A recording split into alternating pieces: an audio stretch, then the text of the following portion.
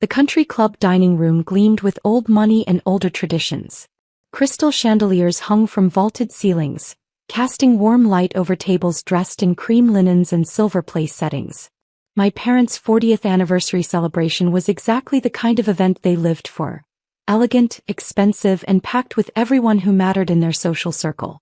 I sat at the family table in a simple black dress, the kind that was appropriate but forgettable. That had been my strategy for family events for the past 4 years. Show up, stay quiet, leave early. It worked reasonably well most of the time. Elena. My mother's voice carried across the table, sharp with forced cheerfulness. Mrs. Whitmore was just asking what you've been up to. Tell her about your little projects. Mrs. Whitmore, dripping in pearls and condescension, turned her attention to me with theatrical interest. Yes, dear.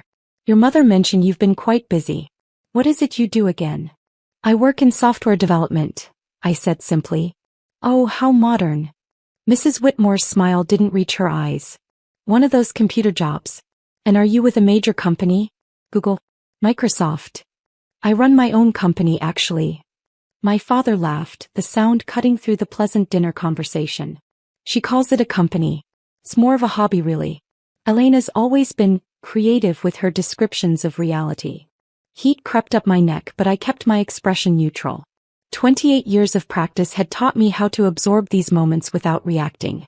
Now, Richard, Mrs. Whitmore said, though her tone suggested she was enjoying this, I'm sure Elena is doing her best. Her best. My mother dabbed at her lips with her napkin, a gesture I'd seen 1,000 times when she was preparing to say something cutting. That's part of the problem, isn't it? Elena's best has always been somewhat limited. Mr. Whitmore, sensing entertainment, leaned forward. What kind of software does your company work on, Elena? Artificial intelligence, I said quietly. Machine learning applications for healthcare diagnostics. My brother Jason snorted from across the table. She means she writes code in her apartment. Calls herself a CEO. He made air quotes around the word.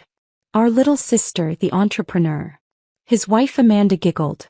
That's actually kind of cute. Like a lemonade stand but with computers. It's not quite like that, I started. Elena has always had an active imagination, my mother interrupted smoothly, addressing the table at large now.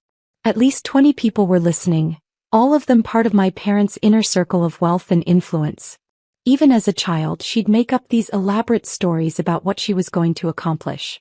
We thought she'd grow out of it. But she didn't, my father finished.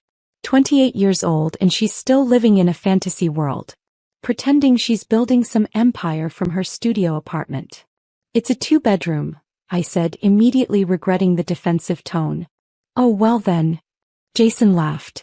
2 bedrooms. That changes everything. Forget I said anything about the lemonade stand.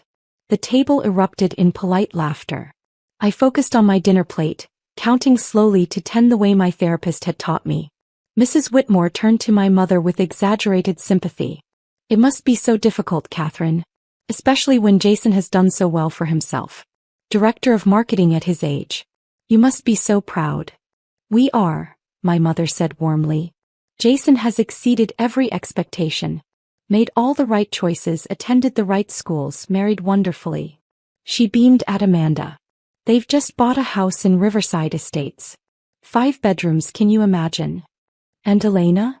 Mr. Whitmore asked, his tone making it clear he knew the answer would be unflattering. Where does she live?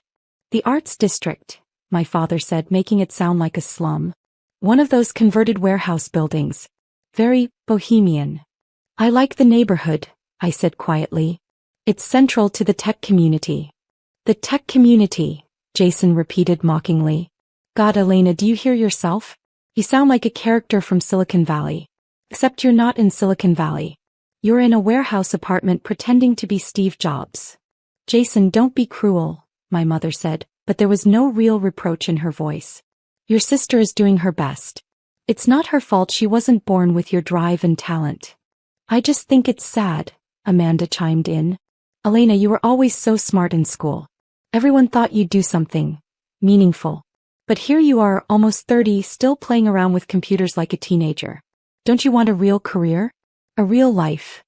This is my real life, I said, keeping my voice even. My father set down his wine glass with enough force to make it ring against the table. That's exactly the problem, Elena. This is your real life. Living alone, working on projects no one understands, earning God knows how little money with no prospects, no future and no ambition beyond your next coding session or whatever it is you do. Richard, Mrs. Whitmore said, leaning in conspirationally, surely Elena must make some money from this computer work? Even if it's not much. We honestly don't know, my mother said. She refuses to discuss finances with us. Won't accept our help, won't take our advice. She's always been stubborn that way. Independent, I corrected softly. Stubborn, my father overrode me. Foolishly, pointlessly stubborn.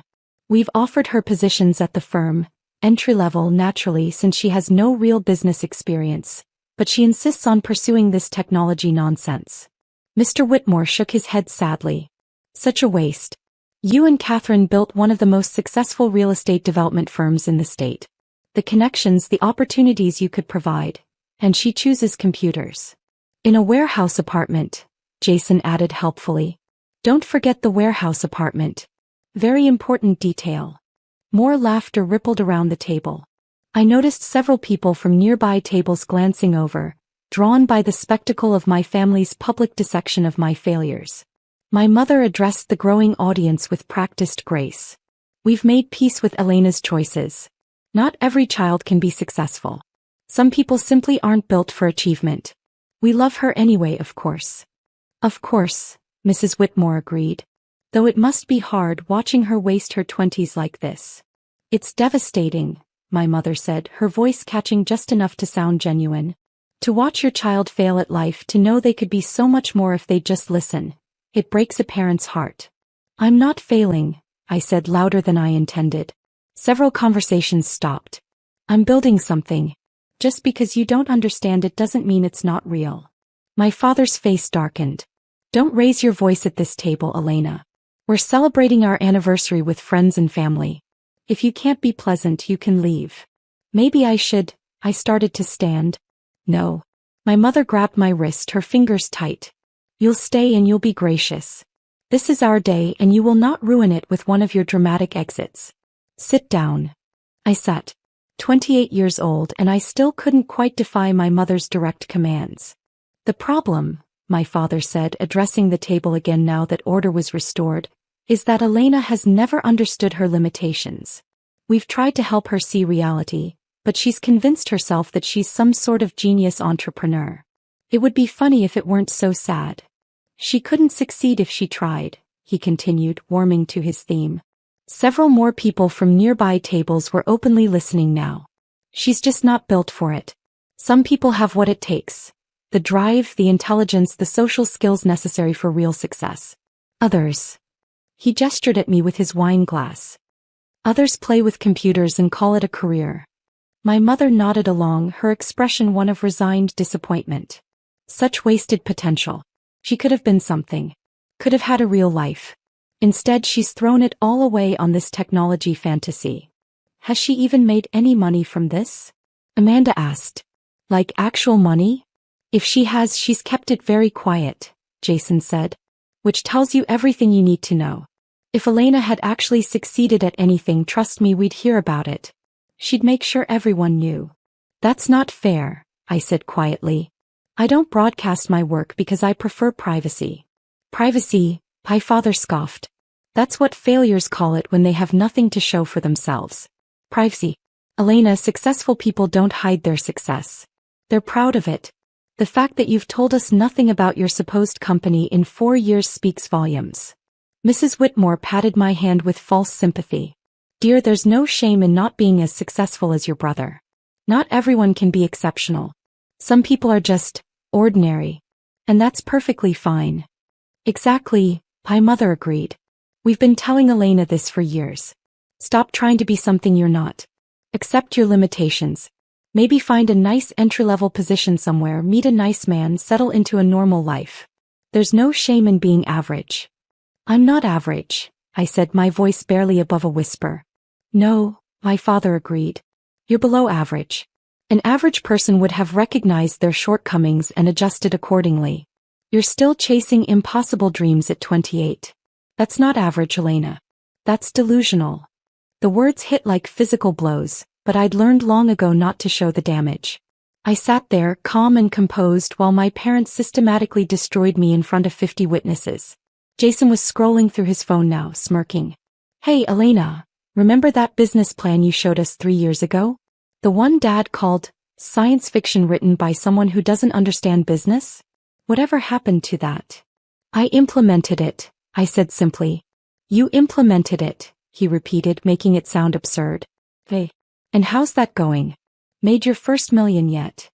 His tone made it clear he expected the answer to be no. Before I could respond, Mr. Whitmore's phone buzzed.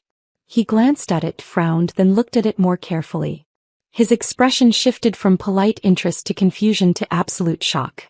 That's odd, he muttered. What is? Mrs. Whitmore leaned over to look at his screen. Her eyes went wide. Oh my God. Several other phones around the room started buzzing in rapid succession.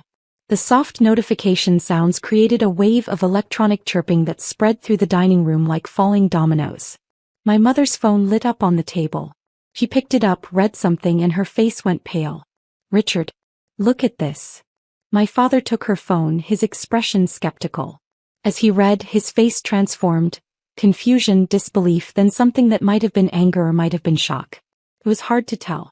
What is it? Jason demanded. What's everyone looking at? More phones were coming out now. All around the dining room, people were checking notifications, reading, their faces showing progressive stages of shock. Amanda gasped audibly, her hand flying to her mouth. She'd been scrolling through her phone and had apparently found whatever everyone else was seeing. Hey, Jason, look at this. She turned her phone to show him. I couldn't see the screen from where I sat, but I watched my brother's face go from smug superiority to utter disbelief in about 3 seconds. That can't be right, he said weakly. What? I asked, though I had a sinking feeling I knew what was happening. What can't be right? Mrs. Whitmore was staring at me now, her mouth slightly open. You're Elena Chin? Yes, I said simply. I've always been Elena Chin. No, I mean. She looked back at her phone, then at me, then at her phone again. You're Elena Chin. The Elena Chin. My mother's hands were shaking as she scrolled through her phone. This says, Richard, this says she's number 1. Number 1 on the Forbes 30 under 30 list. The dining room had fallen silent. 50 people were now openly staring, phones in hand, reading the same articles, looking at the same pictures. My father was still reading from my mother's phone, his face ashen. Forbes number 1 pick for technology innovators. Elena Chin, founder and CEO of Mediscan AI. Revolutionary diagnostic software that's transforming healthcare globally. 28 years old. Company valuation. He stopped, seeming unable to continue. $3.2 billion, Mr. Whitmore finished, reading from his own phone. Personal net worth estimated at $890 million. The silence was absolute. Jason was scrolling frantically now, his face cycling through shock, confusion, and dawning horror. There are hundreds of articles. TechCrunch, Wired, MIT Technology Review. Everyone's covering this. It went live 10 minutes ago. But that's impossible, Amanda said, her voice shrill. She lives in a warehouse apartment. She doesn't even dress nice. This has to be a mistake. A different Elena Chin. Mrs. Whitmore turned her phone around, showing a professional photo from the Forbes article. It was definitely me, though I looked far more polished than I did at family dinners. Does this look like a different Elena Chin? My mother was reading now, her voice hollow. Mediscan AI uses advanced machine learning algorithms to detect early-stage diseases from standard diagnostic images with 99.7% accuracy. The software has been adopted by over 2,000 hospitals worldwide. It's projected to save over 100,000 lives annually by catching cancers and other diseases years earlier than traditional diagnostic methods. Elena founded the company 4 years ago, my father read from another article. Working alone from her apartment, she developed the initial algorithms. She's been notoriously private, refusing interviews and publicity while building her company. The Forbes 30 under 30 list represents her first major public exposure. More people were reading now, sharing details back and forth. Her software is being called the most significant diagnostic breakthrough in 50 years, someone said from a nearby table. Johns Hopkins just published a study on it, someone else added. Reduced false positives by 87%. The WHO is in talks to implement it in developing countries, another voice chimed in.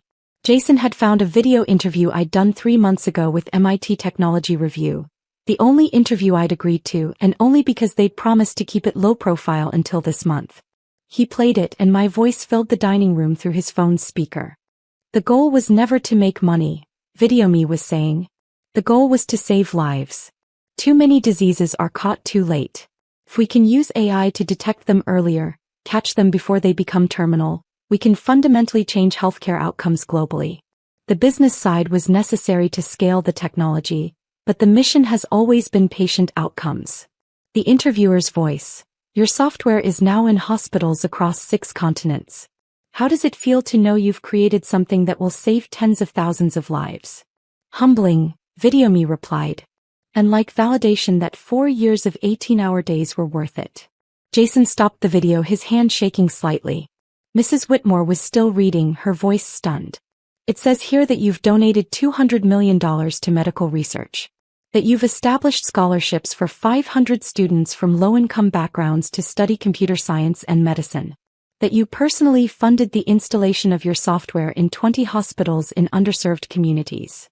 The software in those hospitals is provided free of charge in perpetuity, Mr. Whitmore added, reading from another article. Elena Chin has stated that no hospital will ever be denied access to Mediscan AI due to inability to pay. My mother was crying now, tears streaming down her carefully made-up face. You did all this? In 4 years? While we... She couldn't finish the sentence. My father was just staring at his phone, scrolling through article after article. His face had gone from red to white to gray. You're worth $890 million. That's just an estimate, I said quietly. Based on company valuation and my ownership stake. The actual number fluctuates. Fluctuates, he repeated numbly. Jason found another article. Business Insider is calling you the most important healthcare innovator of the decade. They're comparing you to the inventors of the MRI and CT scan. That's generous, I said. I just wrote better software. Better software. Amanda's voice was nearly hysterical. You created technology that's saving lives all over the world and you call it better software? A man from a nearby table approached, his expression apologetic. Miss Chin? I'm Dr. Marcus Williams. I'm a radiologist at Presbyterian Hospital. I use your software every day. I need you to know it's changed everything. I caught a pancreatic tumor last week that I would have missed completely without Mediscan. The patient starts treatment next week. She'll survive because of your work. I'm glad, I said, and I meant it. That's why I built it. He shook his head in wonder. I had no idea you were so young. Or that you'd been working in such obscurity. The whole medical community is talking about this Forbes article. Everyone wants to meet you, thank you, understand how you did it. More people were approaching now, doctors and medical professionals who'd been dining at other tables, all of them wanting to express their gratitude, their awe, their disbelief that I was here at a country club anniversary dinner while revolutionizing their field. My mother's phone rang. She answered it numbly. Hello? This is Catherine Chin. Yes, Elena is my daughter. You want to interview us about raising such a remarkable young woman? She laughed, a broken sound. I don't think that would be appropriate. She hung up and the phone immediately rang again. She didn't answer. My father's phone started ringing too. Then Jason's. Within minutes, all of their phones were lighting up with calls from media outlets, old friends, business associates, everyone suddenly desperate to talk about Elena Chin, the daughter they'd spent the evening calling a failure. Mrs. Whitmore was still reading, seeming unable to stop. There's an article here about your workspace. They're calling it genius minimalism. You converted a warehouse apartment into a state-of-the-art development laboratory. There are photos. It's stunning. Industrial chic meets cutting-edge technology. The Arts District location provides easy access to the medical facilities I partner with, I said, echoing what I'd told Architectural Digest when they'd profiled my space. And the warehouse provides enough room for my servers and testing equipment. Your servers, my father said faintly. You have servers in your apartment. I did initially, I confirmed. Now I have a dedicated facility, but I still keep some equipment at home for after-hours work. Jason had found another article. You're being called the most influential person in healthcare technology. There's speculation that you'll win a Nobel Prize. That's premature, I said. The software needs more long-term outcome data before you win a Nobel Prize, Jason finished, his voice hollow. That's what you're worried about. Whether you have enough data before you win a Nobel Prize. The absurdity of the situation was beginning to set in. An hour ago, these people had been mocking me, calling me delusional, telling me I couldn't succeed if I tried. Now they were reading about how I'd built a billion-dollar company that was saving lives around the world. Amanda was crying now too. We made fun of you. I called it a lemonade stand. Oh God, Elena, I'm so sorry. We had no idea, Mrs. Whitmore said, though her expression suggested she was already recalculating her social position relative to mine. If we'd known what you were working on, would it have mattered? I asked quietly. If I'd told you 4 years ago that I was developing AI diagnostic software, would you have believed me? Or would you have called it another one of my fantasy projects? No one answered. My mother reached for my hand. Elena, sweetheart, I don't know what to say. We've been so wrong about you. So incredibly, terribly wrong. I pulled my hand back gently. You weren't wrong about what you could see. You were wrong about what you assumed. You saw me working from home, living simply, staying private about my work. You assumed that meant I was failing. You never considered that maybe I was just focused. My father set down his phone, his hands shaking. 4 years. You've been building this for 4 years. Every family dinner, every holiday, every event where we criticized you, told you to get a real job, said you were wasting your life. You were revolutionizing healthcare. Yes. Why didn't you tell us? I looked at him, really looked at him. At his expensive suit, his perfectly styled hair, his face that had spent the evening radiating smug superiority. When would have been the right time, Dad? At Thanksgiving 3 years ago when you told Uncle Mark I was unemployable? At your birthday last year when you said I'd never amount to anything? Today when you told 50 people that I couldn't succeed if I tried? He flinched. Jason was scrolling through his phone with increasing agitation. There's a video trending on Twitter. Someone recorded Dad's speech earlier. The part where he said you couldn't succeed if she tried. It's been shared 40,000 times in the past 20 minutes. Oh God, my mother whispered. People are not being kind in the comments, Jason continued. They're calling it the worst parental take of all time. They're memes. Someone created a gif of Dad saying she couldn't succeed, with your Forbes cover popping up at the end. My father's face had gone bright red now, anger mixing with humiliation. You could have stopped this. You could have told us, warned us. Warned you not to publicly humiliate your daughter? I asked calmly. That shouldn't require a warning, Dad. Mrs. Whitmore was trying to salvage the situation. Well, this is all wonderful news. Lena, we're so proud of you. We've always known you were special. Please don't, I said firmly. We both know that's not true. You've spent the evening calling me ordinary, telling me to accept my limitations, suggesting I find a nice entry-level job somewhere. You don't get to rewrite history now that you know my net worth. She opened her mouth, then closed it, unable to argue. More phones were ringing. The video of my father's comments was spreading rapidly, going viral in real time. Every major news outlet was now running stories about the Forbes 30 under 30 list, with me as the lead story. A waiter approached hesitantly. Ms. Chin, there are several reporters outside asking for you. Should I tell them you're not available? Yes, please. Thank you. He nodded and retreated, but not before I saw the admiration in his eyes. Even the staff had seen the articles.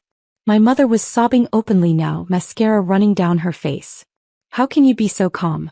We've said such horrible things to you. Such cruel, ignorant things. Because you've been saying them for 4 years, I replied simply. I'm used to it. I stopped letting it hurt me a long time ago. That's worse, she said. That's so much worse. You stopped caring what we thought because we treated you so badly. I didn't disagree. Dr. Williams approached again, phone in hand. Miss Chin, I hope I'm not intruding, but I just spoke with the head of radiology at Massachusetts General. They're using your software and they wanted me to pass along their gratitude. They're catching cancers 2 to 3 years earlier than they were before Mediscan. The patient outcomes have been extraordinary. I'm so glad to hear that, I said genuinely. That's exactly what I hoped would happen. I also wanted to apologize, he said, glancing at my family. I couldn't help but overhear some of the conversation earlier, before the Forbes article dropped. I think everyone here owes you an apology. They owe me nothing, I said. They spoke what they believed to be true. They didn't know what I was actually accomplishing because I chose not to tell them. That was my decision. Why? Jason asked suddenly. Why didn't you tell us? Really? I looked at my brother, at his expensive suit and his smug expression that was finally cracking. Because I needed to know who you all really were. Who you were when you thought I had nothing to offer you. When you thought I was a failure with no prospects and no future. And now I know. What do you know? My mother asked, her voice barely a whisper. That your love is conditional, I said simply. That your respect has to be earned through success that you can understand and quantify. That I'm only valuable to you when I'm worth $890 million and featured on Forbes covers. That's not fair, my father said, but his voice lacked conviction. Isn't it? I gestured around the room. An hour ago you were telling everyone I was delusional. A failure. Someone who couldn't succeed if I tried. Now you're crying and apologizing and trying to claim you always believed in me. The only thing that changed is your knowledge of my net worth. Amanda found another article. CNN is running a segment called The Warehouse Billionaire. They're talking about how you revolutionized healthcare while living in obscurity. People are calling it the greatest underdog story in modern business. I was never an underdog, I said. I knew what I was building. I knew its value. Just because other people didn't see it doesn't mean I didn't. The country club manager approached, looking flustered. Mr. and Mrs. Chin, I apologize, but we have a situation. There are approximately 30 reporters outside now. They're asking for Ms. Chin. We're trying to keep them from entering, but... I'll leave, I said, standing. I don't want to cause more disruption to your celebration. No. My mother grabbed my arm. Please, Elena. Stay. We can talk about this, work through this. Work through what? I asked gently. Mom, you spent the evening telling your friends that I was a failure, that I'd wasted my potential, that I couldn't succeed if I tried. Those words came from somewhere real. The Forbes article doesn't erase them. But we didn't know, she insisted. If we'd known what you were building, you would have treated me differently, I finished. That's exactly my point. Your treatment of me was based entirely on what you thought I could offer you. And now that you know I'm successful, you want to change the dynamic. But I don't. My father stood, his face a mix of shame and anger. What are you saying, Elena? That you're cutting us off? Your own family? I'm saying that I'm going to leave now. I'm going to go home to my warehouse apartment with my servers and my development equipment. I'm going to continue working on the next generation of Mediscan, which will detect neurological diseases even earlier. And I'm going to think very carefully about what role, if any, this family plays in my life going forward. You can't mean that, Jason said. We're your family. You're people who share my DNA, I corrected. Family is supposed to support you, believe in you, give you the benefit of the doubt. You've done none of those things for 4 years. You've mocked me, dismissed me, and publicly humiliated me repeatedly. The Forbes article doesn't change what you've done. It just makes you regret it. Mrs. Whitmore tried once more. Elena, surely you can forgive a few thoughtless comments. Your parents love you. Do they? I looked at my mother, at my father, at their faces showing shock and shame and desperate calculation. Because from where I stand it looks like they love my net worth. They love the idea of telling their friends their daughter is on the Forbes 30 under 30 list. They love the status I can bring them now. But me, the person I actually am? I don't think they've ever loved that. My mother's sobbing intensified, but I felt oddly calm. 4 years of hurt and dismissal had built up a protective shield that even their tears couldn't penetrate. I pulled out my phone and sent a quick text to my security team. They'd been on standby since the Forbes article dropped, knowing this might happen. My car will be here in 2 minutes, I said. Security will help me through the reporters. I'd appreciate it if you'd all give me some space for the next few weeks while I figure out what I want to do about this situation. Elena, please, my father started. I need to go, I said firmly. Congratulations on 40 years of marriage. I hope you have many more. I walked toward the exit and the entire dining room watched me go.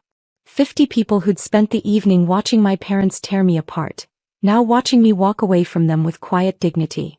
As I reached the door, Dr. Williams caught up to me. "Miss Chen, one more thing. My daughter is studying computer science at State University. She wants to work in medical technology. Would it be possible? Could she perhaps reach out to you for mentorship or advice?" I smiled, the first genuine smile I'd managed all evening. "Have her email me through the company website. I make time for students who are serious about using technology to help people." "Thank you," he said, his voice full of emotion. "Thank you for everything you're doing. You're changing the world." Outside, my security team was waiting. They formed a protective barrier as reporters shouted questions. "Miss Chen, how does it feel to be #1 on the Forbes list? Elena, can you comment on the video of your father's statements? Is it true you developed Mediscan entirely alone?" I didn't answer any of them, just walked calmly to my car. A Tesla Model X, practical and efficient. Not a billionaire's typical choice, but I'd never cared about typical. As we pulled away, I looked back at the country club. Through the windows, I could see my family still sitting at that table, surrounded by people whose opinions they valued more than their daughter's well-being. My phone was exploding with notifications. Interview requests from every major media outlet. Speaking invitations from conferences and universities. Messages from colleagues and competitors, investors and advisors, all of them wanting to congratulate me or attach themselves to my sudden public success. One text stood out from Dr. Rachel Martinez at Johns Hopkins, one of the researchers who'd helped validate my software. "Saw the Forbes article.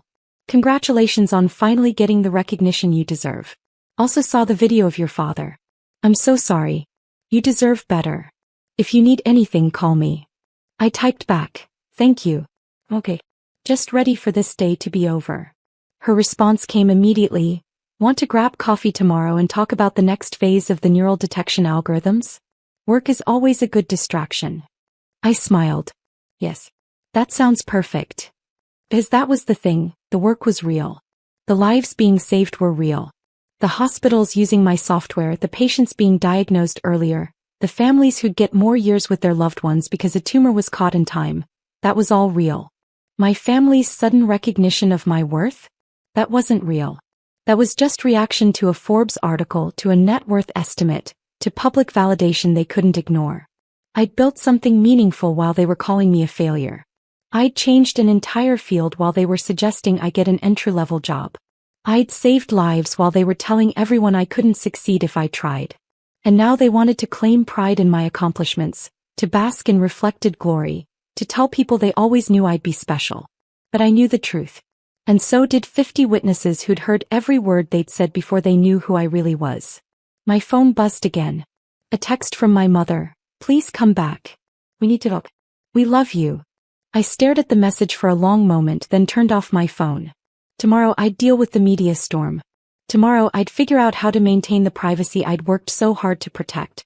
Tomorrow I'd decide what boundaries to set with my family and whether those boundaries would include any contact at all. But tonight I was just going to go home to my converted warehouse, pour myself a glass of wine, and review the latest test results from the neural detection project. Because that work, that difficult, complex, world-changing work, that was what mattered. Not Forbes lists or family approval or net worth estimates. The work was what mattered. It always had been. And unlike my family's conditional love, the work had never let me down.